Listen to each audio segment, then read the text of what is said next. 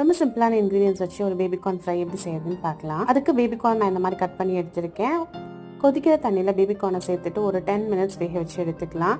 இப்போ ஒரு மசாலா ரெடி பண்ண போகிறோம். அதுக்கு 2 ஸ்பூன் கடலை மாவு, 1 ஸ்பூன் அரிசி மாவு, கொஞ்சமாக கார்ன்ஃப்ளவர், உப்பு, மிளகாய்த்தூள், கொஞ்சமாக கரம் மசாலா பவுடர், அது கூட நம்ம ஸ்ட்ரெயின் பண்ணி எடுத்திருக்க பேபிகார்னையும் சேர்த்து கொஞ்சம் நேரம் மேரினேட் ஆனதுக்கப்புறமா ஆயிலில் ஃப்ரை பண்ணி எடுத்தால் ரொம்ப சிம்பிள் இன்க்ரீடியன்ஸ் வச்சுட்டு இந்த பேபிகார்ன் ஃப்ரையை ரெடி பண்ணிடலாம். லஞ்சுக்கு தக்காளி சாதம், பேபிகார்ன் ஃப்ரை, ஸ்நாக்ஸுக்கு கிரேப்ஸும் பேக் பண்ணி கொடுத்தேன். இது கூட எனக்கு வாழைப்பூ பொரியலும் பண்ணியிருந்தோம். வாழைப்பூ பொரியல் டேஸ்ட் வந்து அந்த அளவுக்கு சில பேருக்கு பிடிக்காது.